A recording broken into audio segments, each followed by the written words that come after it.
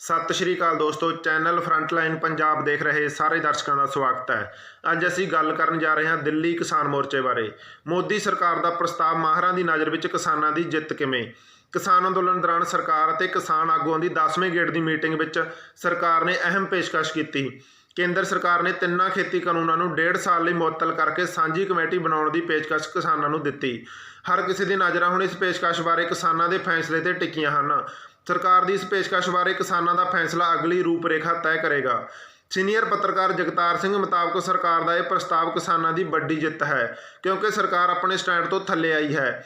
ਉਹਨਾਂ ਕਿਹਾ ਕਿ ਹਰ ਜੰਗ ਮੇਜ਼ ਤੇ ਬਹਿ ਕੇ ਕੋਈ ਵਿੱਚ ਦਾ ਰਸਤਾ ਕੱਢ ਕੇ ਹੀ ਹੱਲ ਹੁੰਦੀ ਹੈ ਅਤੇ ਇਹ ਪ੍ਰਸਤਾਵ ਦੋਹਾਂ ਧਿਰਾਂ ਲਈ ਵਿੱਚ ਦਾ ਰਸਤਾ ਹੈ।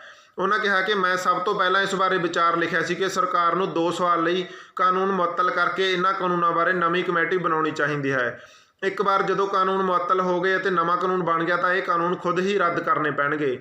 ਉਹਨਾਂ ਕਿਹਾ ਕਿ ਸਿਆਸੀ ਪੱਖੋਂ ਵੀ 2 ਸਾਲ ਬਾਅਦ ਲੋਕ ਸਭਾ ਚੋਣਾਂ ਨੇੜੇ ਆ ਰਹੀਆਂ ਹੋਣਗੀਆਂ ਅਤੇ ਬੀਜੇਪੀ ਦੇਸ਼ ਦੇ ਵੱਡੇ ਹਿੱਸੇ ਨੂੰ ਨਿਰਾਸ਼ ਕਰਨ ਦੀ ਪੋਜੀਸ਼ਨ ਵਿੱਚ ਨਹੀਂ ਹੋਵੇਗੀ। ਸਰਕਾਰ ਉਸ ਵੇਲੇ ਦੁਬਾਰਾ ਇਹ ਪੁਰਾਣੇ ਕਾਨੂੰਨ ਲਿਆਉਣ ਦੀ ਹਿੰਮਤ ਨਹੀਂ ਕਰੇਗੀ। ਮੇਰੇ ਮੁਤਾਬਕ ਕਿਸਾਨਾਂ ਨੂੰ 1.5 ਸਾਲ ਦੀ ਬਜਾਏ 2 ਸਾਲ ਦਾ ਸਮਝੌਤਾ ਕਰਕੇ ਅਤੇ ਆਪਣੀ ਮਰਜ਼ੀ ਮੁਤਾਬਕ ਕਮੇਟੀ ਬਣਵਾ ਲੈਣੀ ਚਾਹੀਦੀ ਹੈ। ਡਾਕਟਰ ਪ੍ਰਮੋਦ ਕੁਮਾਰ ਨੇ ਇਸ ਨੂੰ ਹੱਲ ਦੇ ਰਾਹ ਵਿੱਚ ਇੱਕ ਕਦਮ ਕਰਾਰ ਦਿੱਤਾ। ਮੈਂ ਨਹੀਂ ਸਮਝਦਾ ਕਿ ਇਸ ਸਮੱਸਿਆ ਦਾ ਹੱਲ ਤਾਂ ਨਹੀਂ ਹੈ, ਪਰ ਇਸ ਨਾਲ ਹੱਲ ਲੱਭਣ ਦੀ ਕੋਸ਼ਿਸ਼ ਹੋ ਸਕਦੀ ਹੈ। ਇਸ ਬਾਰੇ ਸਸਪੈਂਡ ਕਰਕੇ ਕਮੇਟੀ ਬਣਾਉਣ ਦੀ ਆਫਰ ਦਿੱਤੀ ਗਈ ਹੈ। ਮੈਂ ਇਸ ਪ੍ਰਸਤਾਵ ਨੂੰ ਨਹੀਂ ਬਲਕਿ ਗੱਲਬਾਤ ਦੀ ਸਮਾਂ ਸੀਮਾ ਵਧਾਉਣ ਦੀ ਕੋਸ਼ਿਸ਼ ਹੈ। ਇਹ ਹੱਲ ਨਹੀਂ ਬਲਕਿ ਇਸ ਮਸਲੇ ਦੇ ਹੱਲ ਲਈ ਸਮਾਂ ਸੀਮਾ ਤੈਅ ਕਰਨ ਦੀ ਗੱਲ ਕੀਤੀ ਗਈ ਹੈ। ਜੇਕਰ ਕਾਨੂੰਨ ਵਾਪਸ ਨਾ ਲਏ ਜਾਣ ਤੇ MSP ਦੀ ਕਾਨੂੰਨੀ ਗਾਰੰਟੀ ਦਿੱਤੀ ਜਾਵੇ ਤਾਂ ਅੰਦੋਲਨ ਤਾਂ ਖਤਮ ਹੋ ਜਾਵੇਗਾ, ਪਰ ਇਸ ਨੇ ਕਈ ਹੋਰ ਵਪਾਰਕ ਸਵਾਲ ਖੜੇ ਕੀਤੇ ਹਨ। ਹੁਣ ਕਿਸਾਨਾਂ ਨੂੰ ਤੈਅ ਕਰਨਾ ਹੈ ਕਿ 1.5 ਸਾਲ ਬੈਠਣਾ ਹੈ ਜਾਂ ਕੁਝ ਹੋਰ ਮੰਗਾਂ ਮਨਾ ਕੇ ਸਰਕਾਰ ਨਾਲ ਸਮਝੌਤਾ ਕਰਨਾ ਹੈ। ਖੇਤੀ ਅਤੇ ਆਰਥਿਕ ਮਾਮਲਿਆਂ ਦੇ ਮਾਹਰ ਪ੍ਰੋਫੈਸਰ ਰਣਜੀਤ ਸਿੰਘ ਘੁੰਮਣ ਨੇ ਕਿਹਾ ਕਿ ਇਹ ਕਿਹਾ ਜਾ ਸਕਦਾ ਹੈ ਕਿ ਸਰਕਾਰ ਨੇ ਇਹ ਮੰਨ ਲਿਆ ਹੈ ਕਿ ਇਹਨਾਂ ਕਾਨੂੰਨਾਂ ਦੀ ਕੋਈ ਬਹੁਤ ਜ਼ਰੂਰਤ ਨਹੀਂ ਸੀ। ਪਹਿਲਾਂ ਸਰਕਾਰ ਮੰਨ ਨਹੀਂ ਰਹੀ ਸੀ, ਫਿਰ ਸੋਧਾਂ ਕਰਨ ਨੂੰ ਰਾਜੀ ਹੋਈ ਅਤੇ ਹੁਣ 1.5 ਸਾਲ ਲਈ ਕਾਨੂੰਨ ਸਸਪੈਂਡ ਕਰਕੇ ਕਮੇਟੀ ਬਣਾਉਣ ਦਾ ਪ੍ਰਸਤਾਵ ਦਿੱਤਾ। ਜ਼ਾਹਰ ਹੈ ਕਿ ਸਰਕਾਰ ਆਪਣੇ ਸਟੈਂਡ ਤੋਂ ਪਿੱਛੇ ਹਟੀ ਹੈ। ਸਰਕਾਰ ਦੇ ਇਸ ਪ੍ਰਸਤਾਵ ਤੋਂ ਇਹ ਵੀ ਜ਼ਾਹਰ ਹੁੰਦਾ ਕਿ ਇਹ ਕਾਨੂੰਨ ਗਲਤ ਤਰੀਕੇ ਨਾਲ ਬਣਾਏ ਗਏ ਸੀ। ਕਰੋਨਾ ਮਹਾਮਾਰੀ ਅਤੇ ਲਾਕਡਾਊਨ ਦੇ ਚੱਲਦਿਆਂ ਇੱਕ ਹੰਗਾਮੀ ਹਾਲਤ ਵਿੱਚ ਜਿਸ ਤਰ੍ਹਾਂ ਇਹ ਆਰਡੀਨੈਂਸ ਲਿਆਂਦੇ ਗਏ ਸੀ, ਉਸ ਦੀ ਐਮਰਜੈਂਸੀ ਜ਼ਰੂਰਤ ਨਹੀਂ ਸੀ। ਕਿਤੇ ਨਾ ਕਿਤੇ ਦਾਲ ਵਿੱਚ ਕਾਲਾ ਸੀ। ਸਰਕਾਰ ਨੂੰ ਲੱਗਦਾ ਸੀ ਕਿ ਕਰੋਨਾ ਕਾਲ ਵਿੱਚ ਕਿਸਾਨ ਵਿਰੋਧ ਨਹੀਂ ਕਰਨਗੇ, ਪਰ ਜਦੋਂ ਕਿਸਾਨਾਂ ਨੂੰ ਆਪਣੀ ਹੋਂਦ ਖਤਰੇ ਵਿੱਚ ਲੱਗੀ ਤਾਂ ਉਹਨਾਂ ਨੇ ਅੰਦੋਲਨ ਸ਼ੁਰੂ ਕੀਤਾ। ਖੇਤੀ ਮਾਮਲਿਆਂ ਦੇ ਮਾਹਰ ਸਰਦਾਰਾ ਸਿੰਘ ਜੌਹਲ ਨੇ ਇੱਕ ਸਵਾਲ ਕਿਹਾ ਕਿ ਸਵਾਲ ਇਹ ਉੱਠਦਾ ਕਿ 1.5 ਸਾਲ ਤੱਕ ਮੁਅੱਤਲ ਕਰਨ ਤੋਂ ਬਾਅਦ ਇਹਨਾਂ ਕਾਨੂੰਨਾਂ ਦਾ ਕੀ ਹੋਏਗਾ।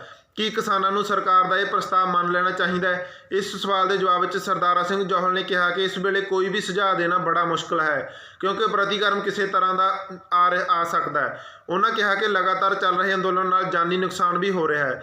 ਦੇਸ਼ ਦੀ ਆਰਥਿਕਤਾ ਦਾ, ਕਈ ਕਾਰੋਬਾਰਾਂ ਦਾ ਵੀ ਨੁਕਸਾਨ ਅਤੇ ਅਮਨ ਸ਼ਾਂਤੀ ਵੀ ਕਿਸੇ ਨਾ ਕਿਸੇ ਤਰ੍ਹਾਂ ਪ੍ਰਭਾਵਿਤ ਹੋਣ ਦਾ ਡਰ ਰਹਿੰਦਾ ਹੈ।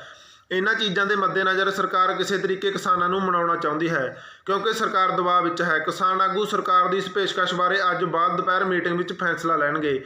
ਇਸ ਤੋਂ ਬਾਅਦ ਕੱਲ੍ਹ ਸਰਕਾਰ ਅਤੇ ਕਿਸਾਨਾਂ ਦੀ ਮੁੜ ਮੀਟਿੰਗ ਹੋਏਗੀ। ਦੱਸ ਦੇਈਏ ਕਿ ਕਿਸਾਨ ਪਿਛਲੇ ਸਾਲ ਲਿਆਂਦੇ ਗਏ 3 ਖੇਤੀ ਕਾਨੂੰਨਾਂ ਦਾ ਵਿਰੋਧ ਕਰ ਰਹੇ ਹਨ। ਪੰਜਾਬ ਤੋਂ ਸ਼ੁਰੂ ਹੋਏ ਇਸ ਅੰਦੋਲਨ ਦੀ ਆਵਾਜ਼ ਕੌਮਾਂਤਰੀ ਪੱਧਰ ਤੱਕ ਪਹੁੰਚ ਚੁੱਕੀ ਹੈ। ਪਹਿਲਾਂ ਪੰਜਾਬ ਵਿੱਚ ਵੱਖ-ਵੱਖ ਥਾਵਾਂ ਤੇ ਧਰਨੇ ਲਾਉਣ ਬਾਅਦ ਨਵੰਬਰ 2020 ਦੇ ਅਖੀਰ ਤੋਂ ਕਿਸਾਨ ਦਿੱਲੀ ਦੀਆਂ ਸਰਹੱਦਾਂ ਉੱਤੇ ਬੈਠੇ ਹਨ। ਪੰਜਾਬ ਤੋਂ ਇਲਾਵਾ ਹਰਿਆਣਾ ਸਮੇਤ ਦੇਸ਼ ਦੇ ਕਈ ਹਿੱਸਿਆਂ ਵਿੱਚ ਇਸ ਅੰਦੋਲਨ ਨੂੰ ਹਮਾਇਤ ਮਿਲ ਰਹੀ ਹੈ। ਦੋਸਤੋ, ਇਸ ਵੀਡੀਓ ਸੰਬੰਧੀ ਆਪਣੇ ਸੁਝਾਅ ਕਮੈਂਟ ਬਾਕਸ ਵਿੱਚ ਜ਼ਰੂਰ ਦਿਓ। ਜਲਦੀ ਮਿਲਦੇ ਹਾਂ ਇੱਕ ਨਵੀਂ ਖਬਰ ਦੇ ਨਾਲ। ਤਦ ਤੱਕ ਲਈ ਸਤਿ ਸ਼੍ਰੀ ਅਕਾਲ।